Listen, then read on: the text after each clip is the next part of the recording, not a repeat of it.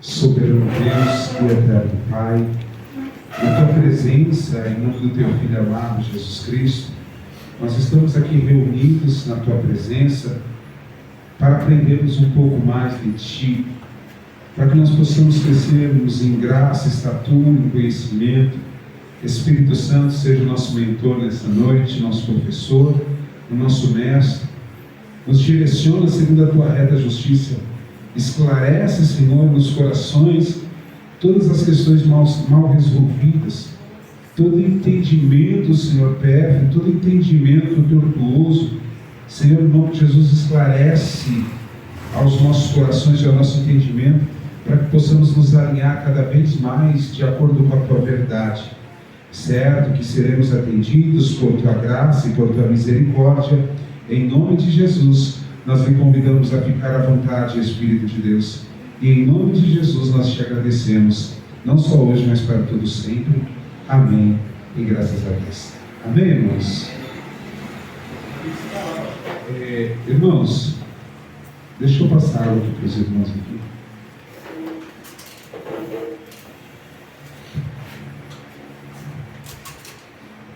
Cinco irmãos pediram a apostila.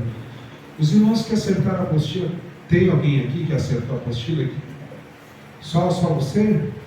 Mas nenhum irmão que está aqui hoje?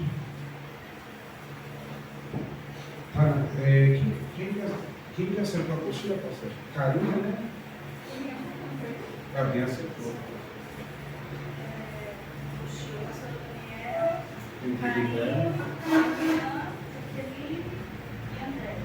Tá. Deixa eu falar para os irmãos aqui.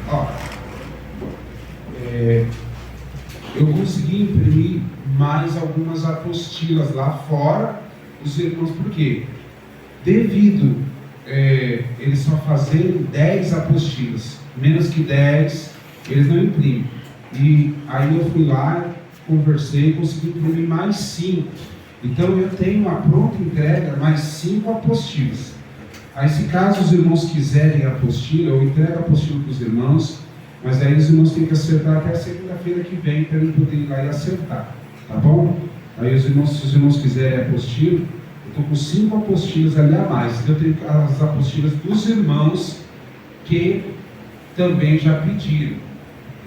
E os irmãos que não têm apostila e não têm condições de comprar apostila, o pastor, olha, eu não vou ter condições de comprar apostila, eu vou mandar lá no grupo, tá, da UNIC, a apostila em PDF, tá? Então você vai poder, através do celular, você vai poder conseguir acompanhar, né, as aulas e até mesmo estudar pelo celular. É um alternativo, tá? Porque eu acredito que é muito mais complicado você ficar com o meu telefone passando folha por folha. São quase 300 folhas, 200 folhas. 200 folhas, praticamente. E aí, por exemplo, nós estamos estudando aqui pneumatologia, e aí você vai ter que, não tem como você acessar a pneumatologia, você vai ter que acessar folha por folha até chegar lá em pneumatologia. Mas é um alternativo para que você não fique sem estudar. Inclusive, eu poderia até mandar agora para os irmãos acompanharem. Mas aí, eu vou mandar no grupo depois da aula. Como é que é a apostila? Aí dá a apostila é R$55. Até segunda-feira que vem.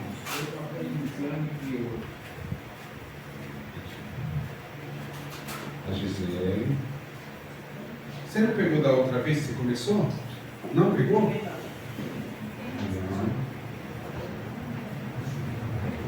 A Gisele, a Eliana, a Bênção, como que é o seu nome? Esqueci. A Thalita e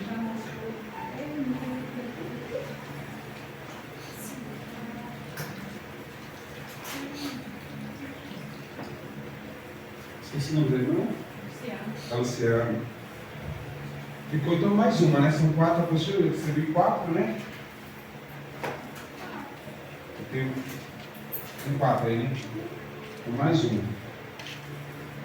E se caso Tem mais uma apostila é do pessoal que já pediu. É que lá só imprime de 10 em 10 apostilas. Por exemplo, agora para eu imprimir lá, eu tenho que imprimir mais 10 de novo. Aí o que eu vou fazer? Vou fazer a mesma coisa, você faz seus Jesus. Eu vou fazer a mesma coisa que eu fiz agora. Vou imprimir a mais lá, conversar com eles, e aí eu passo para os irmãos para depois acertar lá.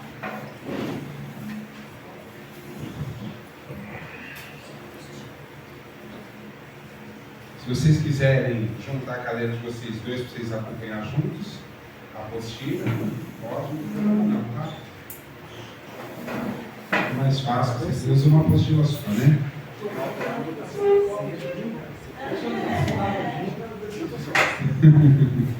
Amém, irmãos? Bom, então, praticamente todos os irmãos com a apostila, né? Os que aqui estão. Semana passada, nós iniciamos, né? Uma das partes mais interessantes a respeito da pneumatologia, né? Que é o batismo no Espírito Santo. Então eu dei mais ou menos uma pincelada, parei, porque não ia dar para a gente se aprofundar mais, mas hoje nós vamos abordar bastante esse tópico, nós vamos abordar bastante esse tópico, né? Então eu quero que você fique bastante atento para que você possa compreender melhor, né? Entender melhor, tá bom? Em nome de Jesus. A página 139, os irmãos que pegaram a apostila aí, vocês vão anotar, vocês vão que na pneumatologia, desde o início, tem alguns exercícios. Esses exercícios eu gostaria que vocês fizessem, tá? Então você não precisa fazer todos os 3 exercícios que ficaram para trás. Acho que é 3 ou 4 exercícios que ficou para trás. Você faz pneumatologia. Quando termina cada tópico, vem um exercício, entendeu?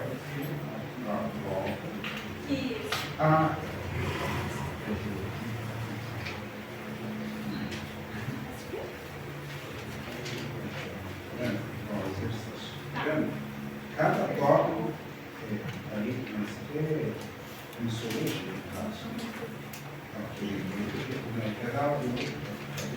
começou aqui. Aí você vai folheando até achar a página do exercício. Aí eu vou mostrar, né? Agora você vai achar a página do exercício. Exercício, tá vendo? Aí tem aqui, ó, 10 questões, tá vendo? Você vai responder essas 10 questões. Só me trazer, semana que vem vocês vão me trazer somente as respostas, tá? Resposta 1, resposta 2, resposta 3, a folhinha, que é para entregar. Aí vocês vão trazer, porque vocês já estão agora, como a maioria dos irmãos tem a apostila, aí vocês vão fazer um exercício por semana. Acho que tem 3 ou 4 exercícios que vocês não fizeram. Então vocês vão fazer um até semana que vem. Na semana você faz mais um, aí vocês vão até alinhar, tá bom? Qualquer dúvida que vocês tiverem.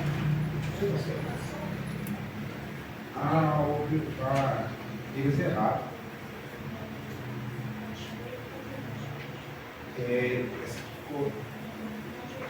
Não, ela não está rasgada não. É só tirar de novo e colocar de novo. Ou ele colar a pontinha aqui, ó. Na hora que eles foram cardenar, deixaram uma folha sem cardenar, colocar o aspiral. Mas se tirar o aspiral, você tirar o aspiral e colocar ele de novo. É uma folha só de exercício, né? É de exercício. Pode grampear. Grampei aqui, grampei aqui, ó. Pastor, o meu vai dar o mesmo sistema de exercício. Vai. Essa apostila aqui é a mesma. A ordem dos ensinos é a mesma, só a única coisa que muda é a tiragem da numeração das páginas. Os exercícios é desde o começo. Vocês vão pegar o primeiro exercício da lição, aí vocês vão fazer em casa. Se tiver alguma dúvida, me chama no WhatsApp. Pastor, eu não entendi essa pergunta aqui. Talvez eu não responda na hora, mas assim que na primeira hora possível que eu tiver uma oportunidade de analisar, e aí eu já mando para vocês. uma folha separada, uma folha de caderno mesmo, tá? Uma folha de fichário, uma folha de sulfite, que for melhor para vocês. Vocês vão colocar lá exercício número 1. E aí vocês vão colocar na cabeçalho exercício número 1, o nome de vocês e vão colocar as respostas, né? As perguntas estão aí, vocês vão colocar as respostas. Um exercício por semana. Essa semana vocês vão mandar o exercício semana que vem, segunda-feira que vem. Por quê? Esses exercícios eram para vocês fazerem em aula. Então, se eu colocar esses exercícios em aula, vai atrasar a gente. Então, eu vou deixar vocês fazerem em casa, porque são 3 exercícios, se eu não me engano. E aí vocês fazem ele em casa, faz um, na outra semana faz o outro. Agora, se vocês tiverem tempo para fazer os 3, não tem problema, vocês podem me entregar os 3, não tem problema. Mas é importante... Não é para você de tempo, não, velho. Mas é importante que você não tenha pressa, tá? Você tem tempo, então não precisa se apressar, porque aquele que se precipita precede a ruína. Então, às vezes você pode errar e perder ponto. Então é melhor você fazer com calma, que você tem tempo, estou dando tempo para vocês. Aí você faz com calma, né? Cada exercício, cada pergunta vale pontuação. Depois eu vou explicar para vocês sobre a pontuação. E somado com a pontuação da prova final, da matéria, da disciplina, você tem que somar 60% de acerto, né? Se você acertar mais de 60%, você é aprovado naquela matéria. Se você não for aprovado, aí nós vamos fazer mais, você vai ficar naquela matéria, você vai ficar pendente. Depois eu vou dar uma revisão geral com todas as matérias pendentes. Aí nós vamos continuar. Quando chegar no final, aqueles que ficaram com algumas matérias pendentes, nós vamos fazer uma breve recuperação para que você possa aprender. Ou eu vou fazer no final, ou eu vou fazer em dia alternado. Por exemplo, você ficou em recuperação naquela disciplina, então, na segunda-feira nós fazemos a aula da disciplina seguinte, nós tira aí uma terça, uma quinta-feira, um sábado, para você vir e fazer aquela disciplina que ficou para trás e a gente poder se acertar. Mas eu vou falar para você, essas perguntas dos exercícios são tudo mamão com açúcar, viu? Só a prova final, que é a prova elaborada por mim. Tem a prova aqui no meu livro, só que eu achei muito fácil as perguntas, mas muito fácil.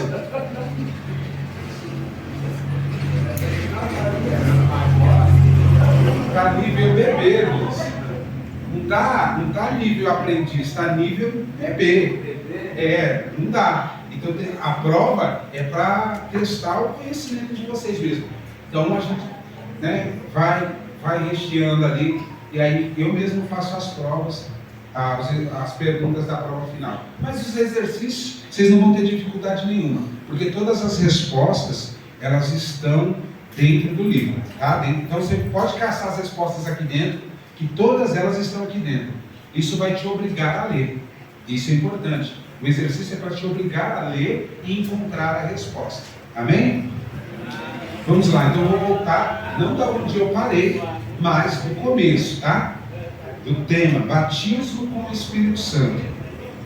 A palavra batismo, do grego baptisma, significa mergulho.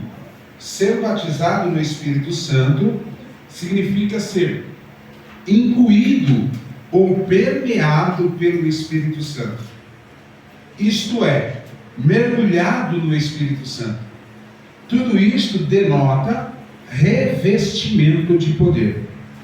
A primeira referência bíblica sobre batismo com o Espírito Santo é encontrada no livro de Atos, capítulo 2, cumprindo-se a profecia do profeta Joel sobre o derramamento do Espírito Santo nos últimos dias. Joel, capítulo 2, versículo 28 e 29. Abre para mim aqui, por gentileza. Joel, capítulo 2, versículo 28 e versículo 29. Estou esperando o meu laser. Cadê o irmão? Não está aqui não, já.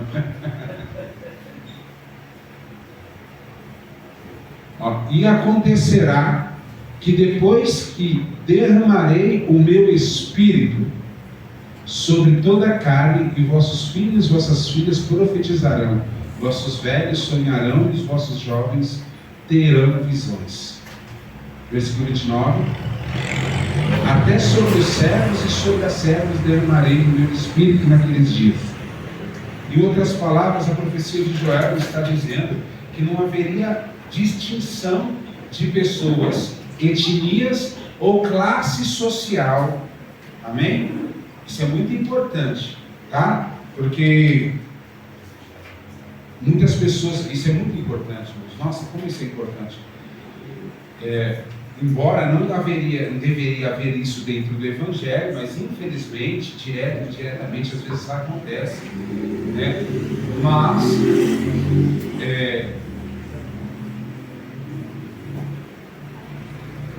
a Bíblia ensina que não há acepção de pessoas, etnia, classe social a respeito do batismo do Espírito Santo. Quer dizer que eu posso ser um analfabeto, tá? Não posso saber ler, não posso saber escrever, que isso não é um impedimento para eu ser batizado no Espírito Santo. Eu ser um analfabeto não é impedimento para mim ter os dons espirituais. Ser analfabeto não me impede de ser o ministro da palavra e ter a ciência da palavra e a revelação da palavra. Mas como, pastor, se eu sou analfabeto, eu não sei ler? Você entende? Um cego, ele aprende a enxergar de uma forma diferente, não é? Porque o cego enxerga mais do que aquele que enxerga. O mundo dele é diferente do nosso, mas ele consegue sobreviver como uma pessoa comum, dentro das limitações dele. Então, a mesma coisa acontece com o batismo no Espírito Santo. Eu conheço pessoas, já conheci pessoas que não têm estudo, que não são formados em teologia, que não conseguem ler a Bíblia, não sabem ler, mas quando abre a boca para ministrar a palavra de Deus, né, é ciência pura, é revelação pura do Espírito Santo. Então, pastor, mas espera aí eu fico meio com algumas incertezas no meu coração.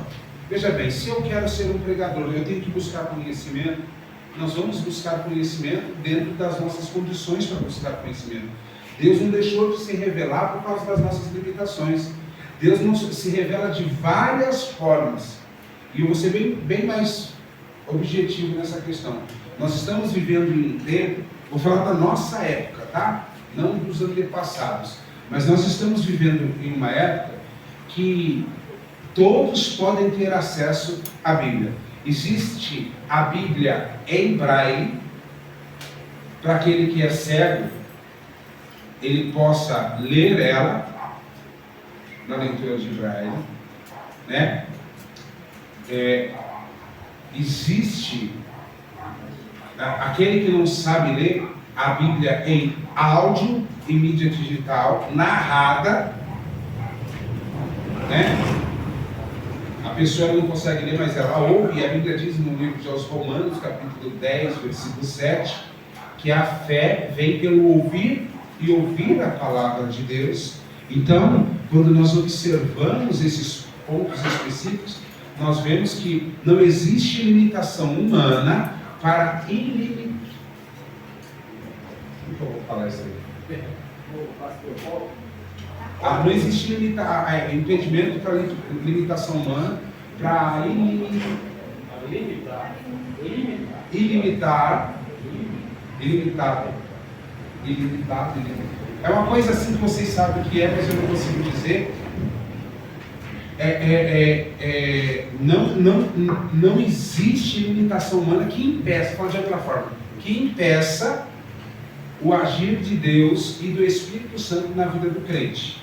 Então, a profecia, ela se cumpre dessa forma, porque às vezes nós desprezamos, e quando eu falo nós, eu estou falando da igreja de Cristo na terra, despreza e faz acepção de pessoas, às vezes, infelizmente, por etnia, às vezes por classe social, às vezes por cultura, né? A pessoa não é uma pessoa culta, é uma pessoa indouta, uma pessoa que não teve muito acesso, e aí a educação formal, e aí as pessoas acabam, vai subir lá para encher linguiça, e aí por aí vai aquelas piadinhas que a gente já conhece, não só para quem vai subir à frente, mas até mesmo sendo usado. Se for usado em algum dom espiritual, às vezes a gente acaba, né, apontando, acusando, né, e às vezes até blasfemando. Logo ainda vai chegar nessa questão que vai dar polêmica. Essa questão aí de blasfêmia do Espírito Santo vai dar polêmica. Mas não vamos falar sobre isso ainda não. Então, qual é a primeira vez que a palavra batismo do Espírito Santo aparece na Bíblia? Qual livro que ela está? Atos 2. Ó, glória, só queria ver se vocês pegaram. Atos capítulo 2. E Atos capítulo 2 é o cumprimento. 28, 29, 2, 28, 29. É o cumprimento. Então é importante que no dia. Ô glória, vem pra cá. No dia, é importante. No dia de Pentecostes, passa, pastor. Estou esperando o irmão chegar aqui, eu larguei para trás, perdeu. Amém. Amém. Aqui, no dia de Pentecostes, olha só que interessante, irmãos. No dia de Pentecostes, não havia somente israelitas. E aí é para confirmar e firmar aquilo que eu estou dizendo para vocês. No dia de Pentecostes, era uma festa padrão em que todos os judeus israelitas e os prosélitos, os convertidos, né, ao judaísmo, eles vinham de todas as circunvizinhanças para Jerusalém para participar, né, da festa de Pentecostes. Né? Eu não vou entrar no mérito da festa de Pentecostes, Pastor Jesus, sejam bem-vindos. Não vou entrar no mérito da festa de Pentecostes, porque não é o objetivo. Mas era esse o costume, e era esse o ato.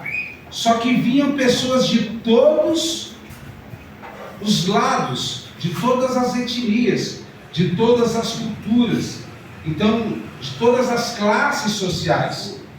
Bom, como prova disso, a Bíblia diz que havia um alto oficial, né, de Candice, né, chefe dos eunucos, etíope, e ele vai para Jerusalém adorar, né, como tivesse de Pentecostes, mas ele volta, e ele não estava, ou estava, não há uma menção disso na Bíblia, e é uma coisa que vocês vão aprender isso em hermenêutica, tá? Nunca coloque um acrescento, né, ou uma hipótese, ou uma ideia que você tem na cabeça a respeito de uma determinada história, como se fosse uma verdade.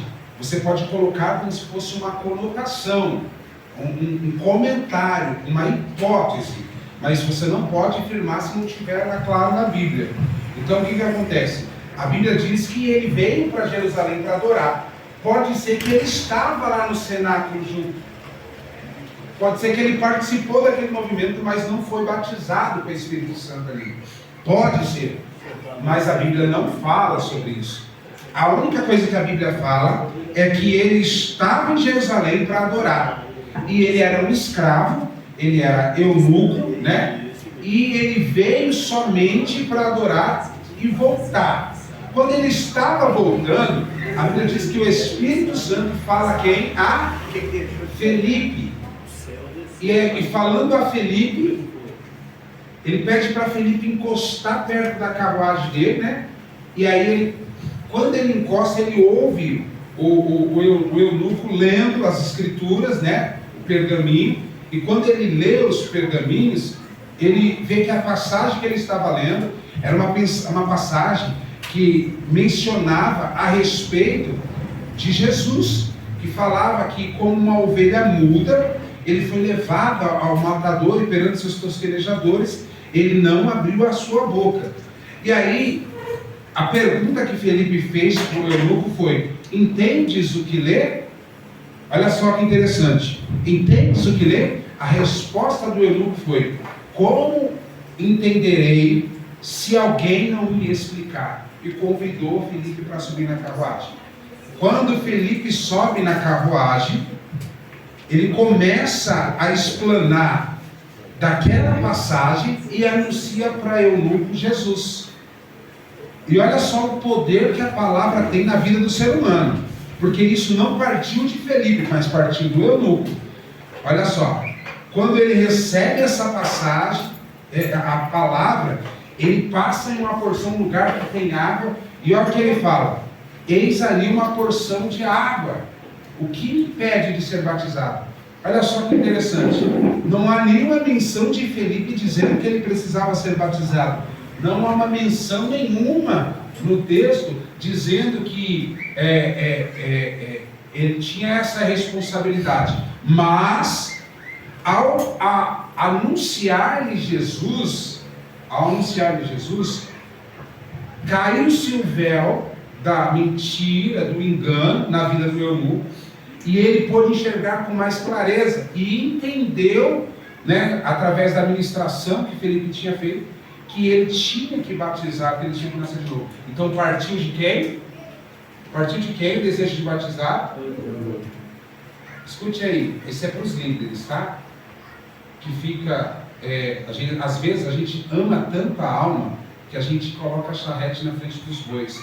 A gente ama tanto a alma e a gente quer muito, muito ver ela bem com Jesus, que a gente oferece o batismo, fica, você tem que batizar, vocês, e não, é errado isso, né? O batismo é uma responsabilidade que todo cristão tem que ter, e todos que se converterem têm que passar pelas águas do batismo, mas é uma decisão pessoal, e ela tem que ser 100% consciente. Então, como que a gente faz, né? Como que a gente explica, a gente orienta, mas a gente não fica, né? Tem que partir da pessoa. Como um dos maiores exemplos na Bíblia, Atos, né? Filipe, ele menciona sobre o ministério de Jesus e a responsabilidade, né? O que Jesus veio tratar na terra. E aí ele tem conhecimento e ele por si, ele fala: eu quero batizar. A mesma coisa, eu vou dar um exemplo, aconteceu aqui na igreja, esse tempinho atrás. Foi o Rods batizou, né, Rods? Foi em novembro? Você batizou? Outubro que o Rods batizou. E eu falei para você que você tinha batizado? Ele me procurou. Eu falei assim: pastor, eu quero saber como que faz para mim batizar. E olha só que interessante, é um processo natural. E quando eu falo natural no reino de Deus, tá? Né? No reino de Deus, esse processo é natural. A pessoa dá um passo, depois de um passo vem o segundo, depois vem o terceiro, e ela vai dando no tempo dela. Até ela começar a despertar, lembra da outra aula? Despertar, que é Deus que efetua o querer e o realizar.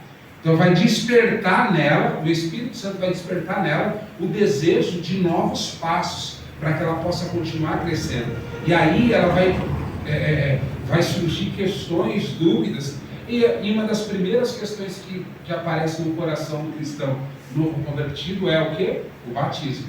Aí vai vir procurar o pastor, e aí o pastor vai orientá-lo da melhor forma possível como deve ser feito o batismo, né? Se vai dar um pré-batismo, se vai dar um discipulado. Aí cada pastor, né, cada líder trabalha de uma forma, né? E tem igreja que dá um discipulado por 6 meses, tem igreja que dá com 3 meses, tem igreja que dá por 1 mês, tem pastor que não dá discipulado, ele testa o conhecimento, né, e a estrutura e a decisão que aquele irmão está tomando, ou aquela irmã está tomando, para ver se ele tem real consciência do que ele está fazendo. Porque, infelizmente, nós vivemos um tempo que tem muitas igrejas que batizam 2, 3, 4, 5 vezes, e muitas pessoas que querem batizar de novo. Eu tenho membros na nossa igreja que já me procurou um tempo atrás, falou: pastor, eu quero batizar. Eu falei: mas você não é batizado? Ah, eu batizei, mas quando eu me batizei, eu nem sabia o que eu estava fazendo. E por que você se batizou? Ah, eu me batizei porque o pastor falou que eu tinha que batizar, que eu tinha que isso, que eu tinha aquilo, e eu acabei batizando. Eu falei assim: tá, mas deixa eu te falar para você, a sua falta de consciência não anula o ato em si, né? Porque quando você faz a sua declaração de fé pública, você fez diante de Deus, e diante dos homens.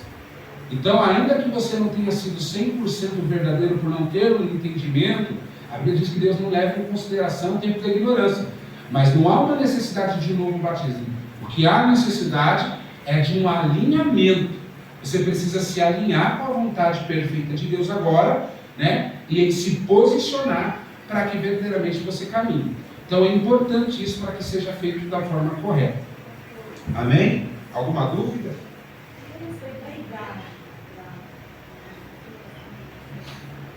Então, biblicamente, isso já é tradição na igreja, né, protestante, há muito tempo, não é de agora, já vem dos nossos pais da igreja, que a criança, ela é batizada após os 12 anos. Na Bíblia não há nenhuma menção quando deve ser a data, a idade correta que uma criança deve ser batizada. Tem igrejas que batizam com 8 anos, com 7 anos. Então isso varia de igreja para igreja. Mas biblicamente, a Bíblia diz que nós temos que ter consciência do pecado e da condenação. Quando nós temos consciência, temos aptidão para tomar decisões, né? Tanto decisões boas ou decisões ruins, nos habilita para escolher o que nós queremos e o que nós não queremos, né? Porque veja bem, se você batiza uma criança de 12 anos, ela ainda não tem uma cabeça totalmente centrada. O jovem não tem, o adolescente não tem, né? Tem gente ainda que está com 30, 40 anos que tem a mentalidade ainda de um adolescente. É triste, mas é uma realidade. Então, nós não podemos usar um exemplo de maioridade para poder dizer que essa é a idade ideal para se batizar. Nós temos que usar a maturidade de fé.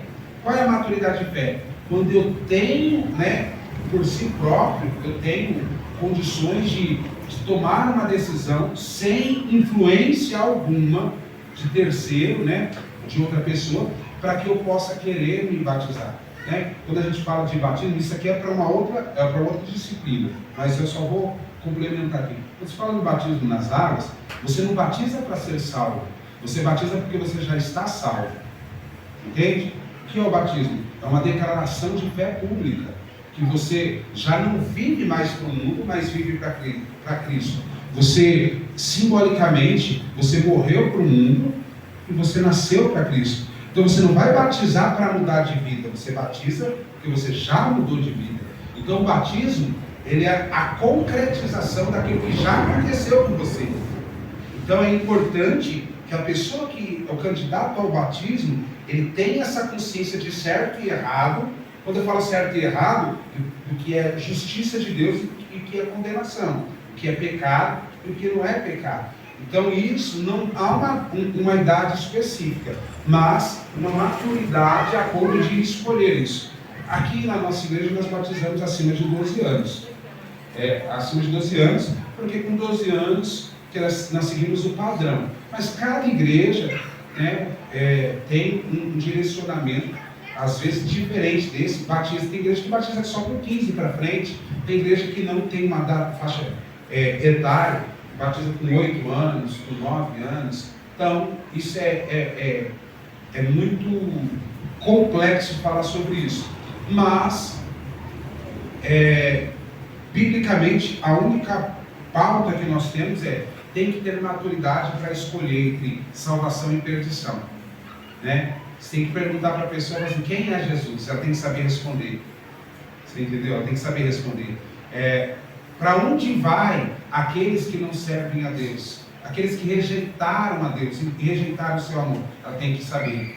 Qual que é a condição da humanidade? Por que o homem sofre? Ela tem que saber. São perguntas básicas de pilares da fé. Então essas perguntas têm que estar decoradas dentro dela já. Tem que estar enraizada na sua alma. E se ela não souber responder essas perguntas, ela não está tomando uma decisão consciente. Porque ela não sabe o que ela está fazendo. E isso cabe para uma criança de 12 anos ou para um adulto. Porque às vezes o adulto está batizando e nem sabe o real significado daquilo que ele está fazendo. Voltando ao que eu estava dizendo, nenhuma dúvida, alguma pergunta? Só uma coisa, falou de tempo para poder batizar. Meu irmão frequenta Maranata. Lá você só batiza depois de um ano que você estiver frequentando o ministério. Só assim. E tem uma coisa também que me deixa uma dúvida a respeito de alguns ministérios que, se você, por exemplo, hoje eu tenho 56 anos, se eu chegar lá, eu tenho que ser só membro. Eu não posso, eu não posso querer me tornar um obreiro, porque tem uma idade para poder chegar nesse ponto. Aí, eu pergunto assim, eu fico com minha dúvida, porque Jesus, quando ele veio, chamou uns homens que já estavam bem maduros já para poder. Tem o exemplo de Josué e Caleb, que estavam com 80 anos, mas tinham energia de homens de 40. Né? Então o que acontece? A gente precisa analisar 2 pontos específicos, tá? O que é costume e o que é doutrina. O bom costume sempre acompanha a boa doutrina, tá? Não é a doutrina que acompanha os bons costumes, mas os bons costumes acompanham a sã doutrina. Aquilo que a Bíblia diz é doutrina, e aquilo que a Bíblia não diz e que não fere a sã doutrina é costume, porque o costume ele só pode ser aceito diante da igreja e diante das pessoas se ele não ferir a doutrina. Então, quais são esses costumes? Cada igreja tem um regimento, né? Tem um estatuto que fala sobre o credo da igreja, o que a igreja acredita, o que ela prega, fala dos direitos do membro e também os deveres do membro. Todo membro que chega numa igreja tem que ser lido a esse estatuto, né? Tem que ser entregue para ele ler, para saber quais que são os direitos e quais que são os deveres dele como membro da igreja.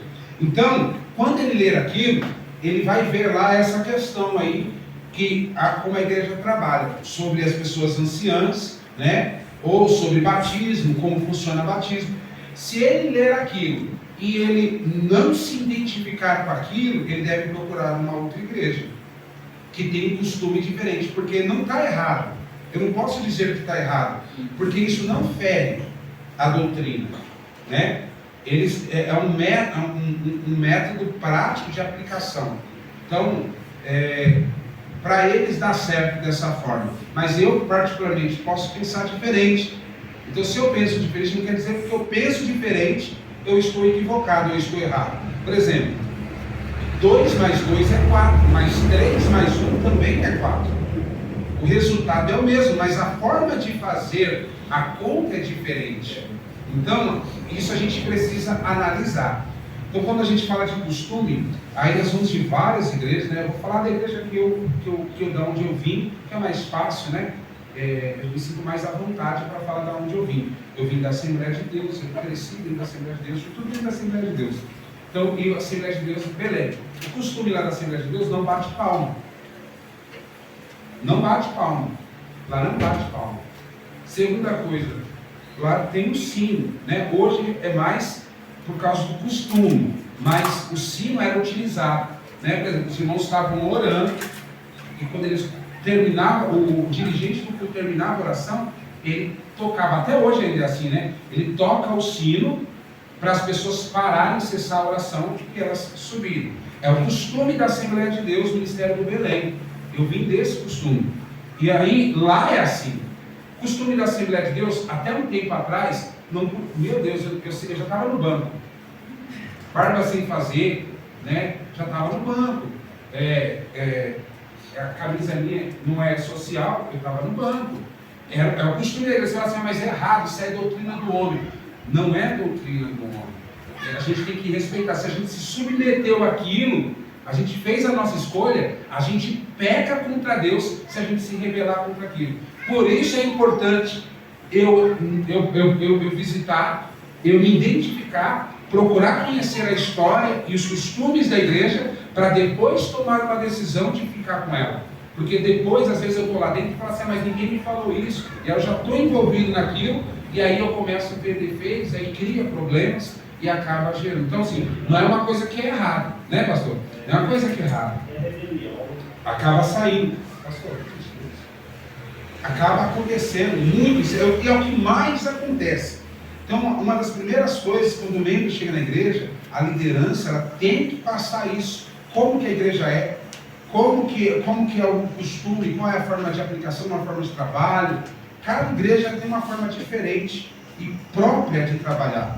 né? Tem igreja que chega aqui, o membro só fala, eu sou obreiro, e ele já é recebido como obreiro. Tem igreja que, se não tiver carta, ele nem é recebido.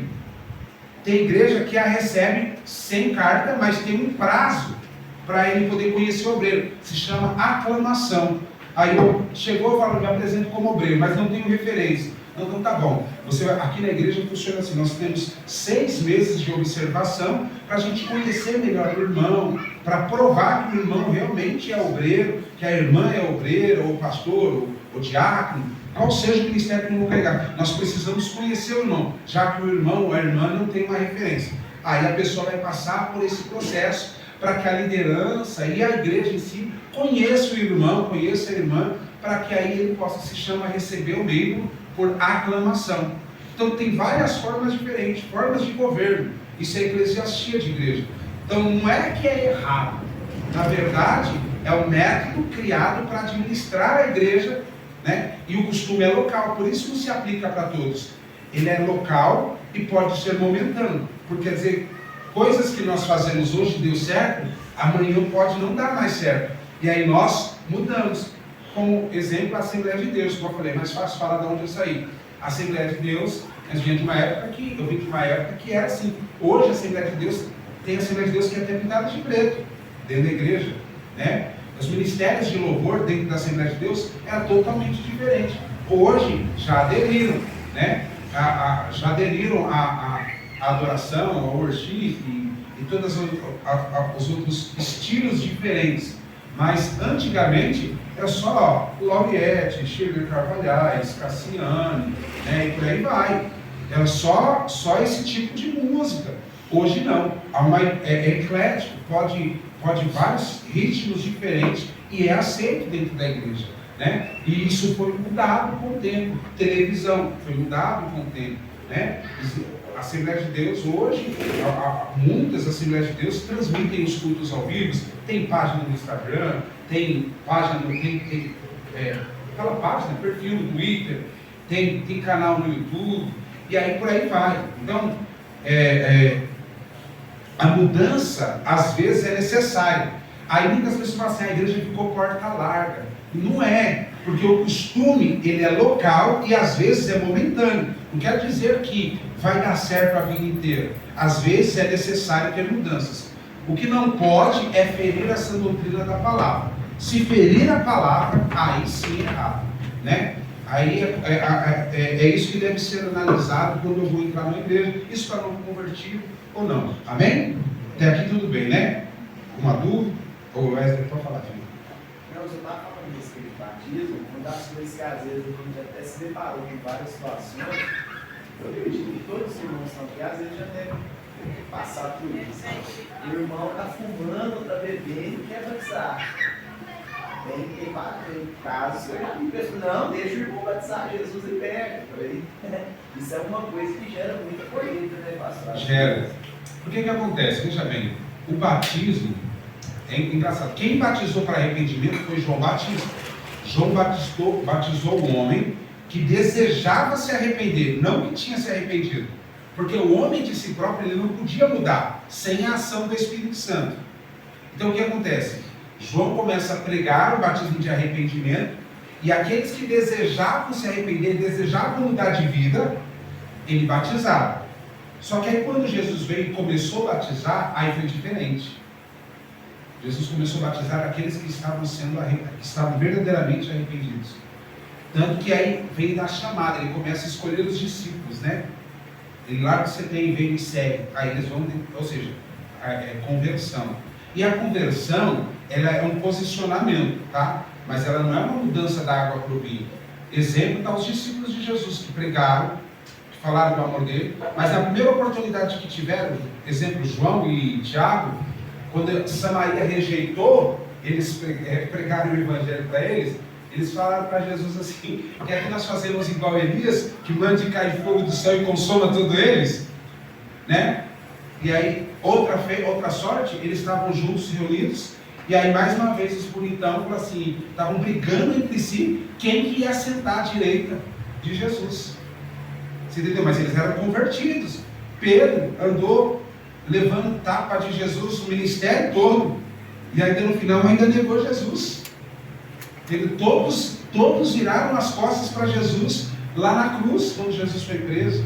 Então quando você vai ver isso, você fala assim, pastor, mas é porque eles ainda não estavam convertidos, né? Jesus usa até essa metáfora, né? Usa metáfora, por quê? Porque se nós colocarmos a conversão como um fato sólido e instantâneo, então ninguém é convertido. Se nós colocarmos a conversão como um fato sólido, muitos pregam assim, uma vez convertido, não se converte mais. Aí nós caímos no risco de cair numa heresia.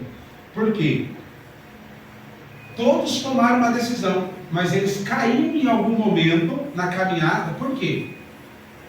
Só vamos entender isso lá na frente, quando Paulo diz assim, nem eu mesmo me entendo, porque o bem que eu quero fazer, eu não faço, mas o mal que eu não quero.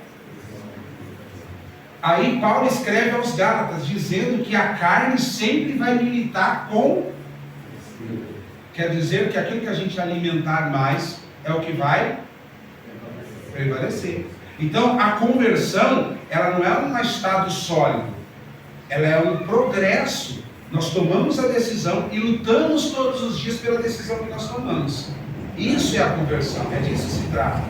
Não é assim, eu estou convertido. Eu até brinco aqui na igreja às vezes, passei por isso, isso e aquilo, e eu estava crente. Por quê? Às vezes 1 minuto de falta de vigilância, você põe tudo a perder. E aí porque você não era crente, é porque você não estava convertido.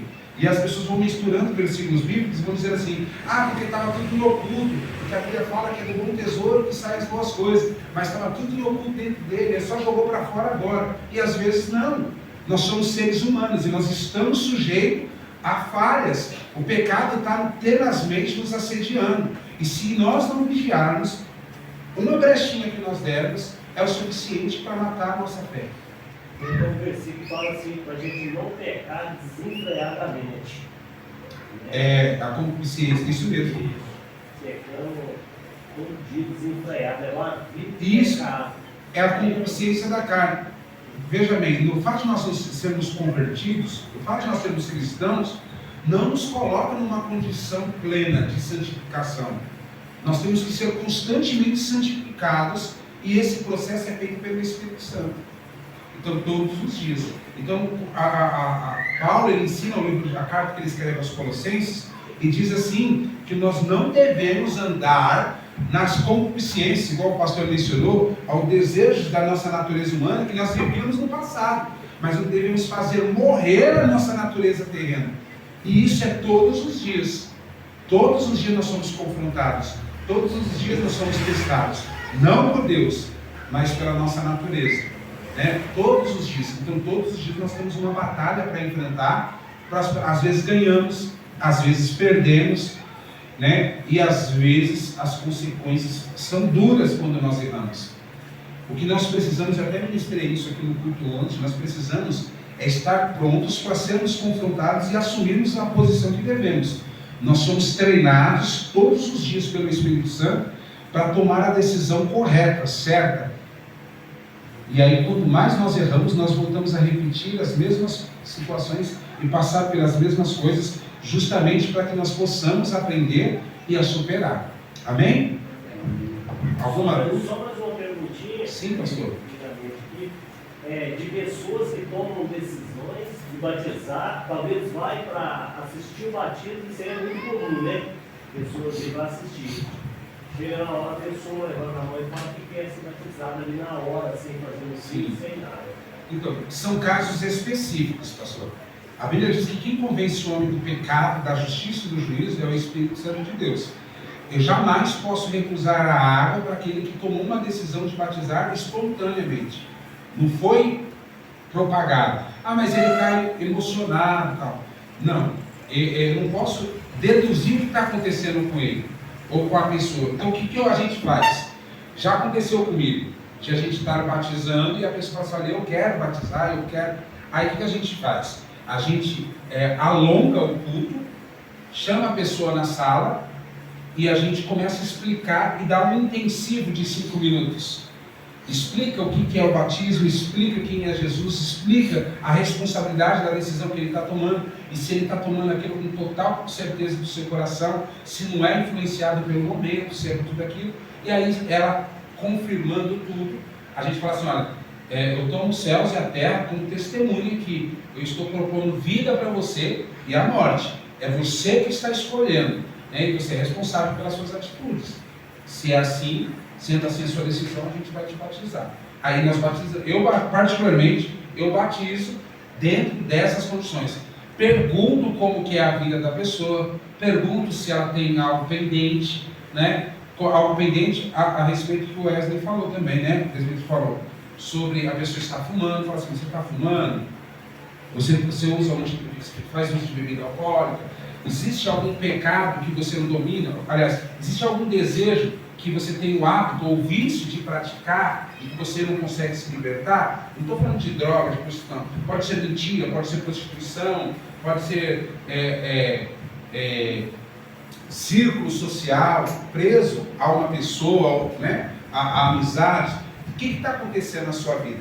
Então a pessoa vai falar. Então dentro daquilo a gente faz, não é um julgamento, a gente faz uma análise dentro da palavra e vê se ela é um candidato aprovado para ser batizado. Porque a pessoa fala assim, não, eu fumo. Eu falo assim, olha, eu gostaria de te batizar, mas o batismo é uma declaração de fé daquilo que aconteceu.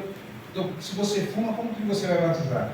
A não ser que a pessoa fale assim, não, eu fui liberto, eu não vou usar nunca mais. E quando ela fala isso espontaneamente, e ela tem certeza da fé que ela está tomando, é complicado para nós que somos ministros, limitar a fé da pessoa e dizer que não, que ela não foi, que tem que provar. E nós temos isso com a gente, que nós temos que constantemente estar provando que a gente é cristão, que Jesus fez a obra na nossa vida. Então nós temos que tomar cuidado com isso.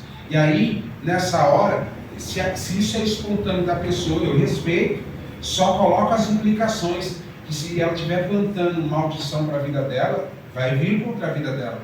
Deixo claro, né, para ela que a decisão é unicamente, exclusivamente dela. Então, diante de Deus, eu estou cumprindo a palavra. Né? Se acontecer uma situação como essa, por exemplo, a pessoa te fala, por exemplo, bom, acontece muito caro de saber. Não, estou morando com meu marido ali, mas não é casou não, como é que nós faz? Não sei o que tem, pode batizar, não, espera casar com a pessoa batizar. Então, essa questão é uma polêmica terrível. A questão de uma pessoa que vive com o cônjuge e não é casado legalmente. É complicado. Se nós entrarmos aqui agora nessa questão, vai dar assunto pano pela manga. Porque, veja bem, muitos líderes, muitos teólogos não querem entrar nessa questão porque é uma questão controversa e preferem ficar no padrão. Qual é o padrão? Vai lá, casa, é bonitinho, faz tudo bonitinho. Por que não quer casar? Casa. Ah, mas é porque o homem é casado, a mulher é convertida, o homem não é. Mas nem sempre é assim. Tem muitas vezes irmãos que estão dentro da igreja que vivem assim e não querem se casar. Então, existem vários fatores que levam a pessoa a ficar nessa condição. Tem que ser analisado os fatores que levam a pessoa a estar nessa condição. Ela é crente e o marido não é? Há um conflito de interesses. Talvez para não perder pensão. Perder pensão, isso aqui, entendeu? Tudo tem que ser analisado. Porque o fato só de ela estar em si, junto com a pessoa, nem sempre, aí vem a polêmica, se caracteriza como pecado. É forte isso. Tá bom, vou falar, não sei. Por quê? Veja bem, o casamento é uma instituição divina e não humana. Começa por aí. E a gente tem que seguir o que a Bíblia diz. Primeiro o que a Bíblia diz. Casamento é uma instituição não humana. A primeira instituição que foi criada por Deus foi o casamento. E qual que é as orientações? Quando que se acontece um casamento? A Bíblia diz assim: deixará o homem, o pai, a sua mãe, e iniciar a sua mulher, tornando os dois uma carne. Então quer dizer, quando o homem toma a decisão e a mulher toma a decisão de deixarem suas famílias para construir uma nova família juntos, há essa decisão de passar o resto da vida delas juntos, aí sim assume-se o compromisso publicamente perante as pessoas né, as famílias e se casam. Mas peraí, pastor, se casam? Como assim?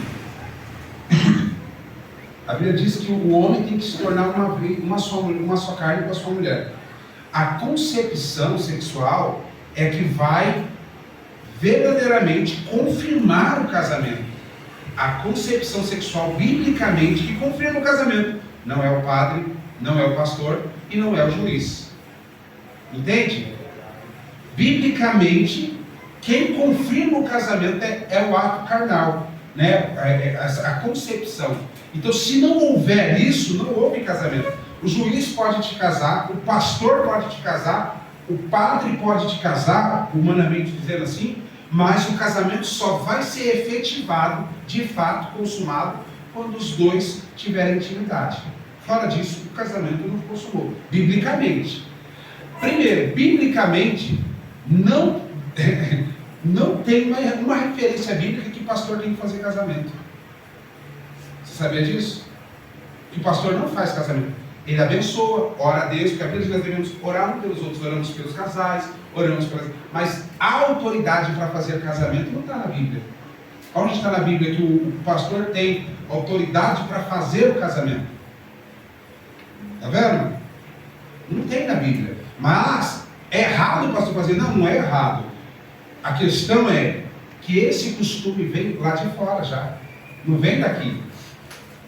Você entendeu? E aí, todos querem a cerimônia, todos querem que os irmãos orem juntos. Isso não é errado, muito pelo contrário. É louvável que a igreja esteja junto, que a igreja ore junto, que abençoe as alianças, que ore pelo casal, que faça uma cerimônia, mas tudo isso é simbólico.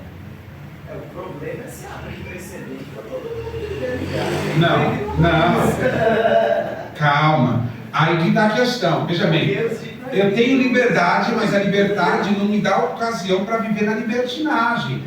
Então, eu não posso viver na libertinagem. Eu não estou dizendo que a pessoa é livre para viver dessa forma. Entendam bem, eu não estou dizendo isso. Eu estou dizendo que cada caso tem que ser analisado individualmente. Que nem todo... Existem pessoas que são casadas no papel e que nunca foram casadas nem diante de Deus e só diante dos homens. São casadas legalmente, são ligadas pela lei, mas não são ligadas diante de Deus.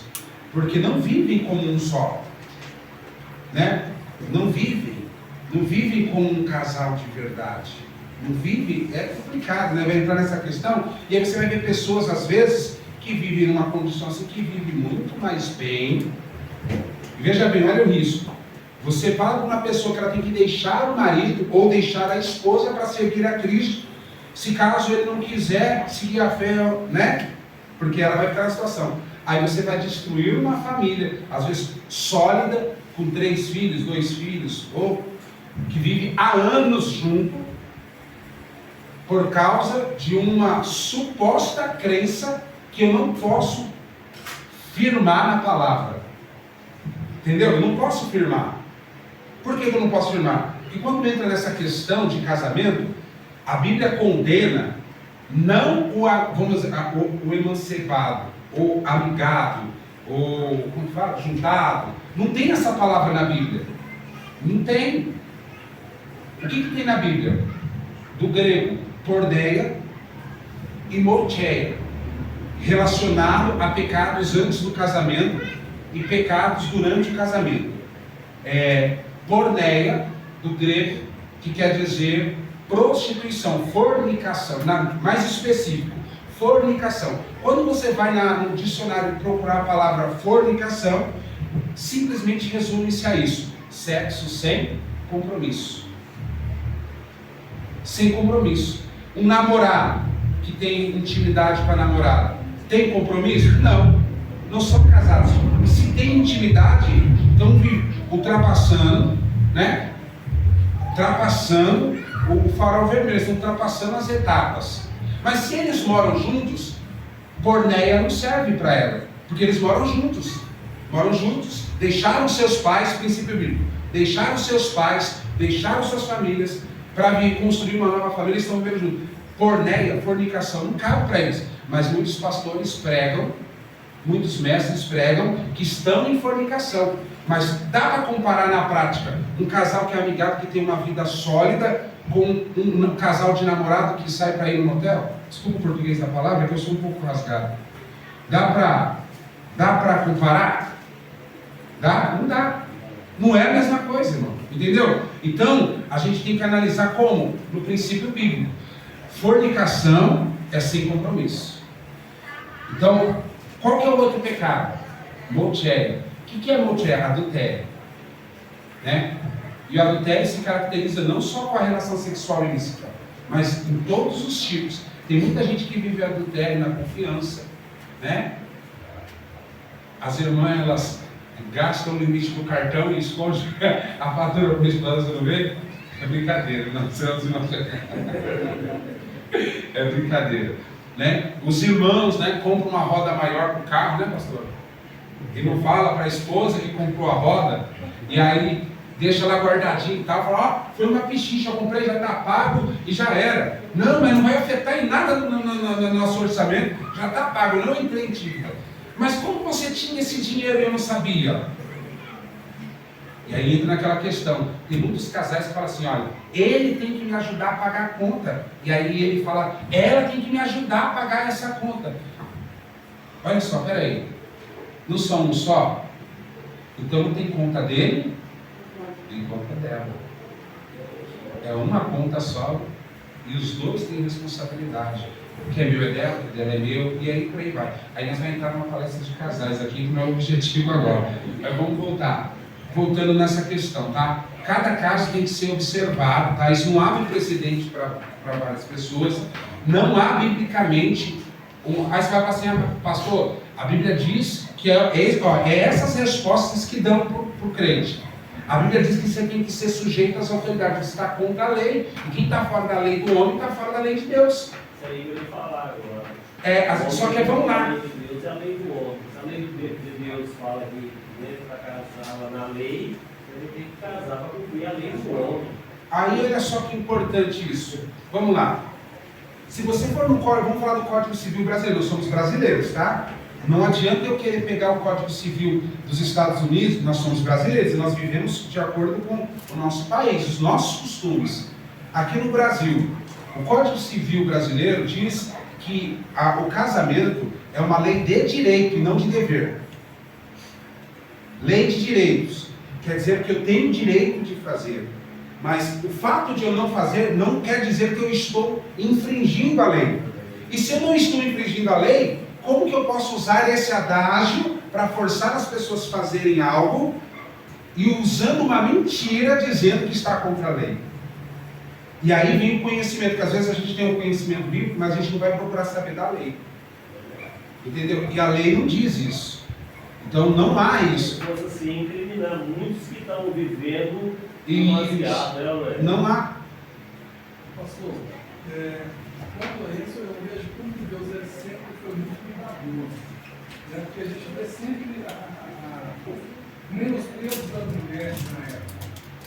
E qual que é o propósito principal do casamento civil? Para que existe um casamento civil? O que é o casamento civil? Nada mais é de um contrato. E esse contrato, por que existe isso? Para que a mulher não ficasse desamparada. Olha o cuidado que Deus teve, né? Para fazer essa associação mesmo. Ou seja, ele não fala exatamente nessas palavras que ele casar na lei dos homens. Mas Deus teve esse cuidado para que nós viéssemos a casar para não deixar ninguém desamparado. Eu concordo. Hoje, aqui no Brasil, a estabilidade de união, né? Não estou falando da união estável não, tá, gente? Porque a união estável é desculpa para quem quer continuar no erro, né? Eu não vou casar, eu vou fazer uma união estável. Já está tudo errado. Eu particularmente, não aprovo esse tipo de união. Porque existem fatores, é igual eu falo, tudo tem que ser analisado para que não seja feito da forma equivocada. Cada caso é um caso específico. Não tem precedente para as pessoas viverem assim. Primeiro, se os dois são crentes ou os dois se converteram, não há problema e impedimento nenhum dos dois ir lá e casar. Agora, há um impedimento para os dois casarem quando um não é crente. quando a esposa se converte, está cheio de sede, cheio de desejo. Agora vamos lá. Biblicamente, que nós entra dentro da disciplina que nós estamos ensinando. Quem convence o homem do pecado, da justiça e do juízo? Ótimo. A irmã vem, vou dar um exemplo, a irmã vem, se converteu, ela é amaziada. Aí ela começa a buscar, começa a dar fruto, né? Começa a ser notório diante da igreja o fruto, o temor dela, a dedicação. Quem está fazendo tudo isso nela? E aí vamos lá, que a irmã vem no círculo de oração, de repente a irmã é cheia do Espírito Santo e é batizada no Espírito Santo. Peraí, como que o Espírito Santo batizaria alguém que está no pecado? A gente tem que colocar isso em pauta. Se nós irmos a fundo, nós temos que bater o martelo e dizer: não houve experiência, não houve conversão, não houve arrependimento, não houve fruto e não houve batismo. E se a gente fizer isso e houve isso, tudo isso foi verdade, nós estamos blasfemando contra Deus. É muito forte isso. Então nós temos que tomar cuidado quando nós falamos no individual. No coletivo, é da forma que o Cleiton falou aqui, da forma que os pastores pensam. Eu também penso da mesma forma. No coletivo. Mas nós não falamos no coletivo somente. Nós tratamos vida por vida. Nós que somos pastores, nós cuidamos de vida por vida. Então os problemas podem ser parecidos, mas não são iguais, né? As feridas não são iguais. Então as consequências também não são iguais. Eu posso ser uma pedra de tropeço para a pessoa, como eu posso ser a porta que vai conduzir a ela ao centro da vontade de Deus. Quando eu falo isso, não de autossuficiência, tá, irmãos? Mas sim como mestre, aquele que vai iluminar, né, o caminho para que aquela pessoa possa seguir por ele. Então, assim, dentro desse entendimento, eu concordo plenamente com o que o Glenn falou sobre o direito. Mas tratando no Brasil, você não precisa nem estar casado, nem precisa nem estar morando junto. Provou que teve um relacionamento, tem direito a tudo, né? Hoje é mais ou menos assim. Isso. Mas, aí que está a questão. Se a pessoa não quer se casar, porque tem uma razão. E aí que tem que ser analisado especificamente. Então, existem casos e há casos. Então, não abre precedente. Qual é o conselho do pastor da liderança sempre? Case-se. Case-se perante a lei dos homens, pela sociedade, para dar bom testemunho para aqueles que são de fora, para que vocês possam ter, né, tudo documentado, tudo bonitinho, tal. Esse é o conselho que a gente sempre dá.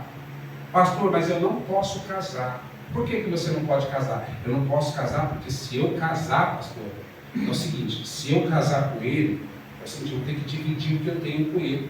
E aí amanhã depois não dá certo, aí vai ser meio a meio. Aí o pastor fala assim: não, mas você pode casar com onde quiser. Já está errado. E se não casar, porque senão vai perder a atenção? Já está errado. Aí é diferente. É como eu falei, cada caso é específico. Tem casos que perde e tem casos que não perde. Tem casos que perde, casos que não perde. O motivo de a pessoa casar tem que ser algo que seja dentro da legalidade. Tem que ser algo que seja dentro da lei. Não pode ser fora da lei. Nem da lei dos homens, muito menos da lei de Deus. Então, existem casos específicos. Eu não posso generalizar e também não posso estreitar para todos, entendeu?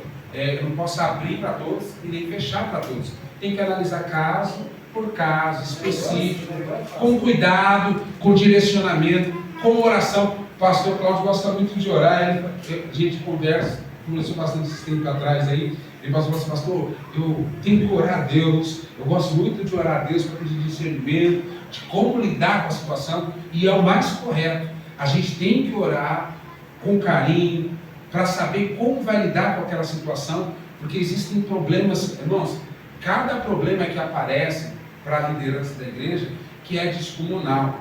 Eu já fui aconselhar um casal, junto com a pastora, não era da nossa igreja, eu fui na igreja, levaram um convite, a pastora da igreja estava aconselhando um casal, e aí a pastora nos convidou a participar e poder orientar melhor o casal junto com ela.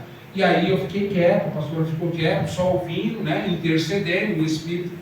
E aí a pastora pediu para que eu desse a palavra. Aí eu perguntei para eles por que eles não queriam casar. Ele tinha um terreno, né, Ela tinha uma moto, ele tinha um carro, e aí a briga deles era que se eles casassem, como que ia ficar essa situação? Porque ele falava que era dele, o que era dela era dela. E aí eu tive que falar para eles que, primeiro, que eles já estavam errados, porque o que eles queriam era uma legalidade para ter, né, intimidade. Somente. Eles não queriam casar, eles queriam legalidade para ter intimidade. Ou seja, eles queriam estar dentro de uma suposta lei para poder satisfazer os seus desejos, mas continuar com a vida que eles tinham individualmente. Não existe vida individual no casamento. Não existe, porque os dois é um, né? Não, são Não pessoas existe. que se casam, pastor, já procurando onde está a porta de fuga. Isso. Se acontecer alguma coisa. E não pode, De uma pessoal. forma assim, bem resumida, existe cada caso em casa, falando minha humilde opinião. A grande maioria das vezes, não, tá que isso, já mora junto, então já mora junto. Ela vai casa. É essa a O visão. problema é que as pessoas, assim, elas casam hoje já pensando que vai separar amanhã. Entendeu? As pessoas, infelizmente, banalizam a instituição de casamento. Isso não deve ser jamais desprezado. Deixando claro aqui, não é o meu posicionamento, tá, irmãos? Para colocar bem claro aqui, é o seu posicionamento, pastor, não é o meu posicionamento. Todas as pessoas que vêm, o meu conselho é sempre esse: case-se, case-se. Mas se eu tiver, pastor, e se vier pessoas que estão num problema específico, da mesma forma que vai vir para mim, pode vir para você. Então o que acontece?